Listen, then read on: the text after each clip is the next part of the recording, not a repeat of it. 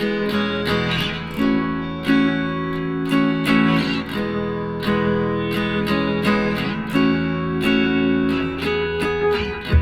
pessoal, hoje eu tô aqui pra falar do livro Precisamos Falar sobre o Kevin, da Lionel Shriver, e como eu disse no vídeo anterior, eu fiquei muito mexida com esse livro. Foram muitas emoções conflitantes lendo esse livro.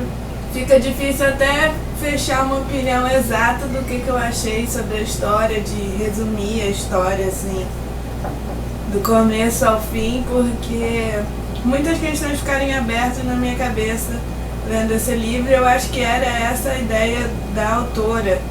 Não é um livro que você lê e fica satisfeita com as opiniões que você achou sobre ele. Você fica incomodada com aquela... Eu fiquei incomodada com aquela história, na verdade. E acho que por isso que o livro é considerado tão bom, porque é um livro que te incomoda, que não vai passar desapercebido pelas suas leituras e que vai marcar, assim, nem que seja pelo horror, né? O horror e a maldade são questões muito humanas, né? E quando você lê um livro que é escrito em formato de carta e nessas cartas a personagem resolve contar tudo de uma maneira muito íntima, e como as cartas não são dirigidas a qualquer leitor, são dirigidas ao marido dela, você se sente até como se não tivesse estar lendo aquilo ali, como se aquilo fosse pessoal demais. São revelações muito íntimas e pessoais que ela não faz para mais ninguém sem ser naquelas cartas para o marido. Então, se fosse uma situação real, nós nunca estaríamos lendo aquelas cartas, digamos assim. Nunca teríamos esse relato através de uma reportagem, de um documentário, qualquer outra coisa. Então é um livro pessoal, como se você estivesse espionando, sabe, a vida daquela personagem, de certa forma. Foi assim que eu me senti lendo esse livro. Mas falando um pouco da história. Quem é Kevin, né? Kevin é um adolescente, filho da Eva e do Franklin. E quando ele está quase fazendo 16 anos, ele assassina várias pessoas na escola dele. Colegas e a professora, um outro cara porque estava no lugar errado. E desde o começo do livro a gente sabe que ele fez essa atrocidade porque a Eva começa a escrever essas cartas. Já vai fazer quase 2 anos o assassinato. Nessas cartas ela vai falar sobre o relacionamento dela com o marido, como eles resolveram ter o Kevin, e sobre depressão pós-parto. Vai contar a infância e a relação dela com o Kevin até o momento que ele comete esses assassinatos já adolescente, né? E ao mesmo tempo, nessas cartas, ela vai intercalar essas memórias com como foi a visita dela ao Kevin no presente, e que ele está preso numa instituição para menores, né, lá nos Estados Unidos, e ela de 15 em 15 dias vai lá visitá-lo.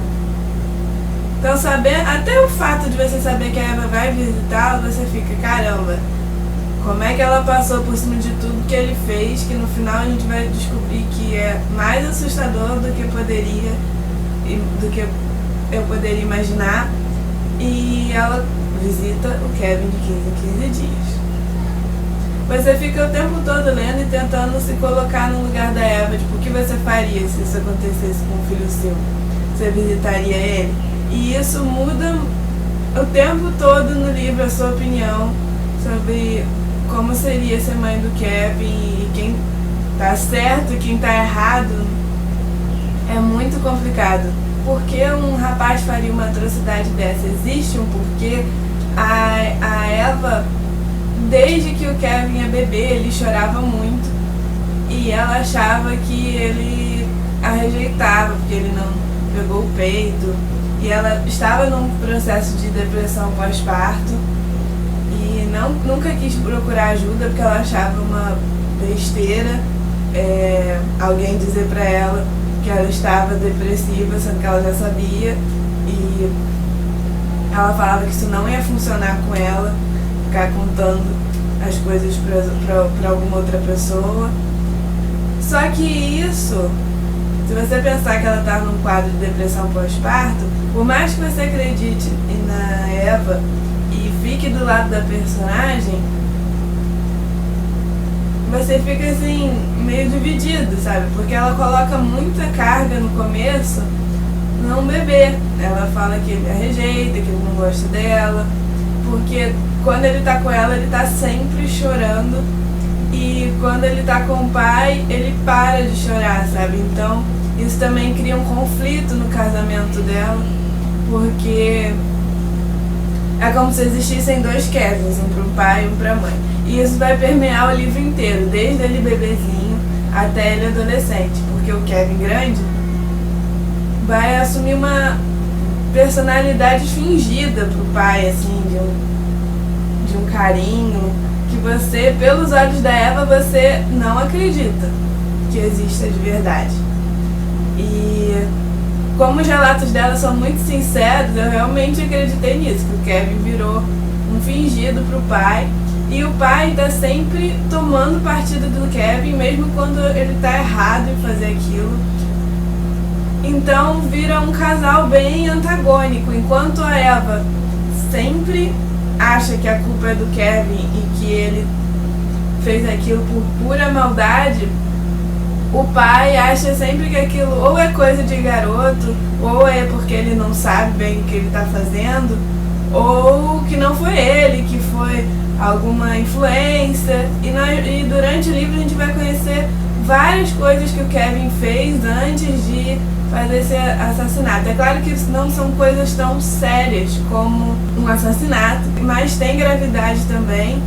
E embora algumas você não tenha a prova, como o relato da Eva é muito honesto e franco, você acredita nela. Pelo menos nessas situações não tinha como não pensar que a Eva estava certa e que o marido dela, o pai do Kevin, estava sendo idiota e sempre ficando contra ela. Mas é muito difícil você imaginar uma mãe que sempre pensa que o filho que é o culpado e não o contrário, né? Que geralmente os pais tendem a pensar o melhor dos filhos. Mas como a Eva e o Kevin sempre tiveram uma relação muito difícil e separada mesmo. O Kevin nunca gostou de nada que a Eva cozinhou pra ele, nunca quis aprender com ela, nunca demonstrou nenhum afeto. Ele usou fralda há muito tempo e a Eva sentia que aquilo ali era uma satisfação que ele tinha de fazer ela trocar aquelas fraldas, porque ele já era um menino, acho que de 6 anos, quando ele largou as fraldas, e rola uma situação muito estressante e bizarra nesse momento de largar as fraldas, que eu não vou contar, vocês vão ter que ler.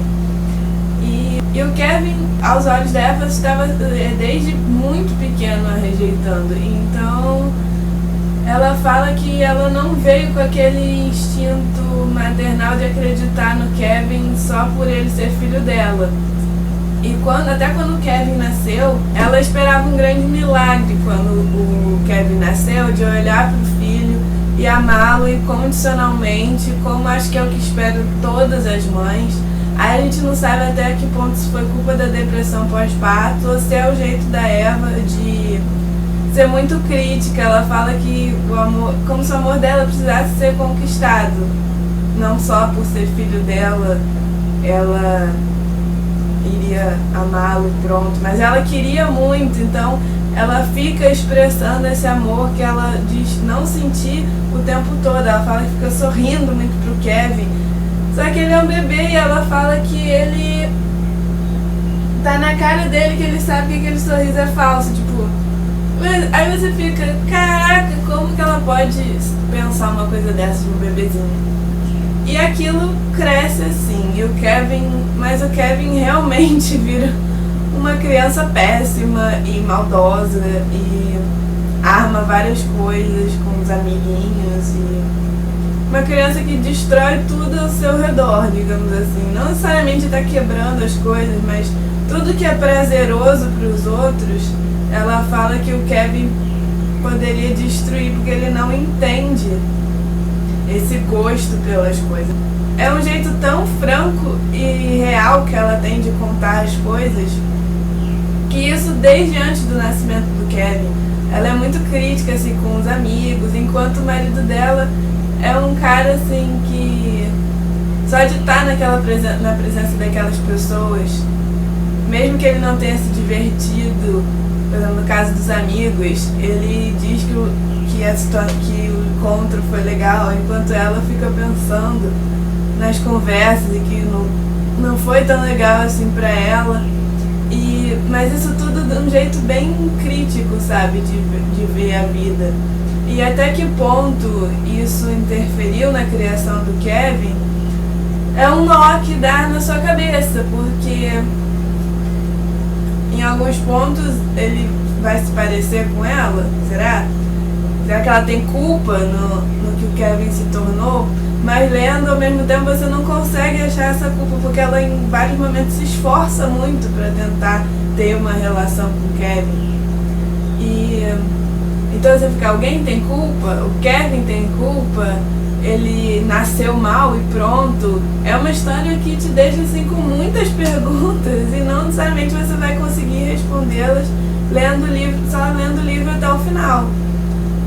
E o final também é muito impactante, porque durante o livro ela não conta exatamente o que ele fez. Isso fica no começo do livro, a gente não sabe exatamente tudo que ele fez, que envolve planos. A Eva vai tecendo várias teorias sobre o Kevin, de por que ele escolheu as pessoas que ele matou e como que ele fez tudo aquilo. No livro, o Kevin também tem uma irmã, a Célia, que a Eva resolve ter por conta própria. O marido, como via essa relação estranha entre ela e o Kevin, não teria porquê de querer ter um segundo filho, mas ela resolve não se proteger e engravida da Célia. E você fica o tempo todo achando que aquilo ali vai dar errado, que como só acontece sofrimento na história, digamos assim, você fica achando que ela vai perder o bebê, que vai acontecer uma coisa muito ruim.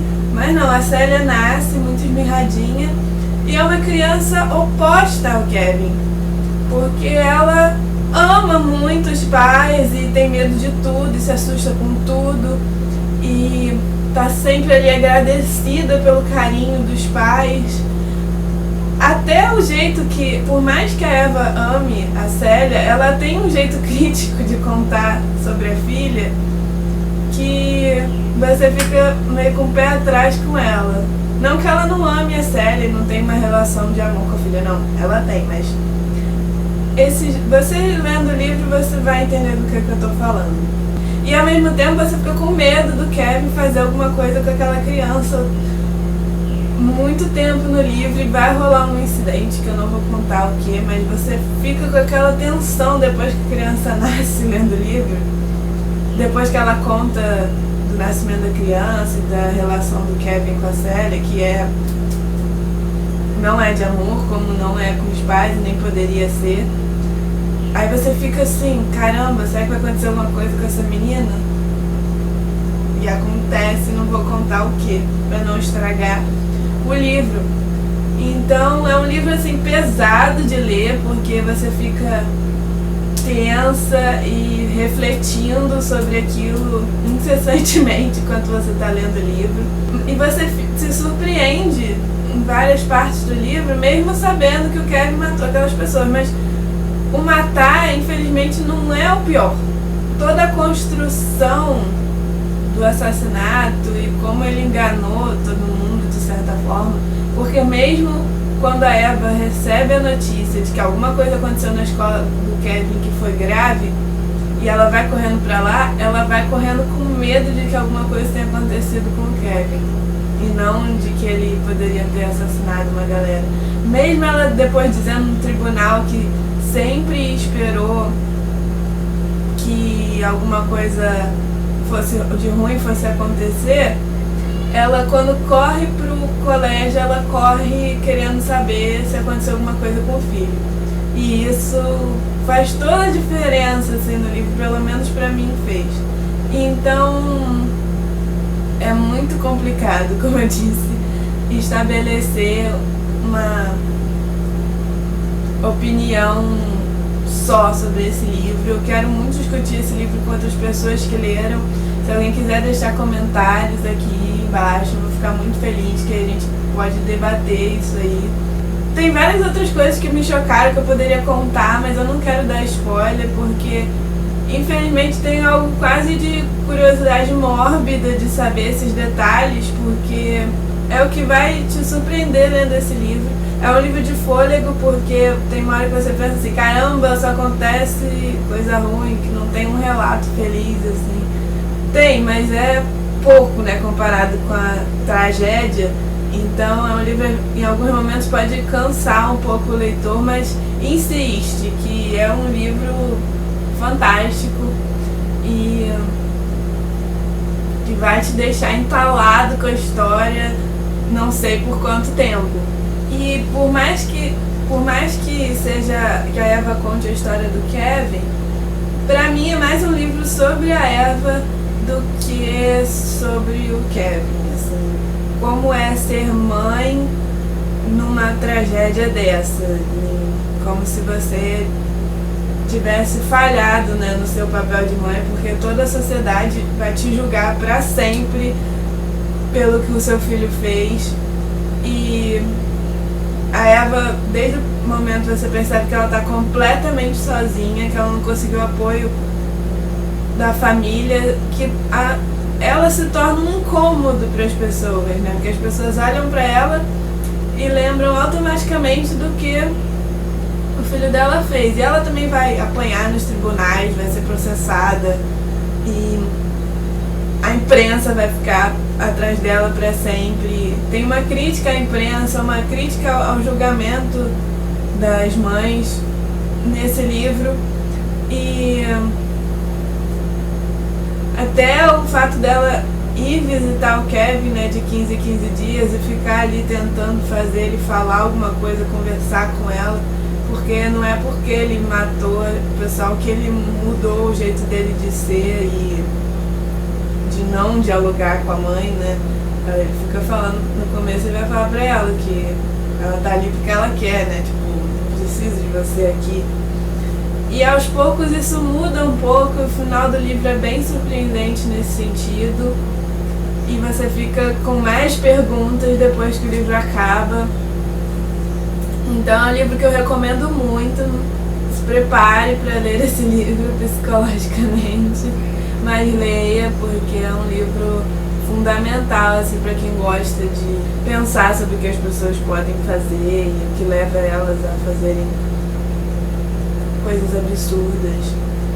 E eu vi o filme no final de semana e eu entendo a decepção de algumas pessoas com esse filme, e eu fiquei decepcionada um pouco porque não há voz em off dos pensamentos da Eva em nenhum momento. É um filme que tem até poucos diálogos e que mostra bem, né, essa relação difícil entre aqueles personagens. Por mais que as imagens sejam muito fortes e as situações sejam fiéis até ao livro, você fica com saudade dos pensamentos da Eva e das explicações que ela fica tentando dar para aquilo que não rola no filme.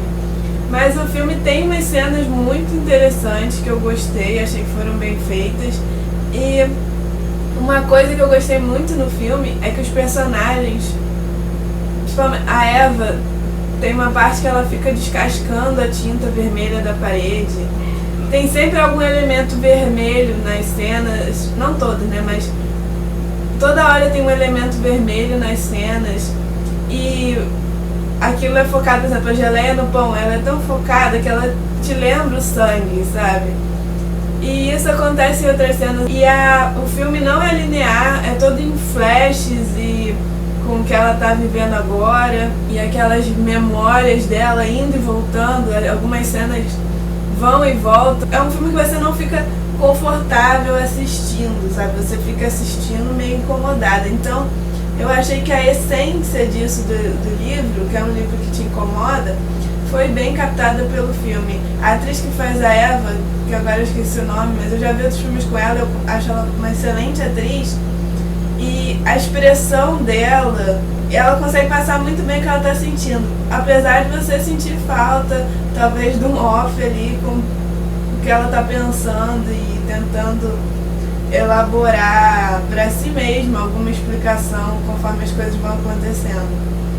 Mas eu gostei da estética do filme e do incômodo que você fica assistindo o filme. Mas acho que pra quem só viu o filme, a história não é tão chocante como quem lê o livro, sabe? Não é a mesma experiência. Por mais que você tenha a Eva ali no filme o tempo todo, não é a mesma intimidade e que ela passa nas cartas no livro, não tem como ser. E até comentaram no meu Instagram que eu falei, caraca, esse livro me deixou engasgada e tal. Aí comentaram, caramba, eu vi o filme e não achei tudo isso. E realmente, não tem como achar, o filme não é tão pesado. Por mais que tenha tragédia, o filme não pesa tanto quanto o livro. O livro é muito melhor nesse sentido de fazer, refletir e levantar 1000 questões na sua cabeça. É isso então. Quem leu, por favor, comente aqui embaixo pra gente poder discutir. Tô doida pra discutir esse livro com alguém que leu. E quem não leu, leia, tá? Até a próxima.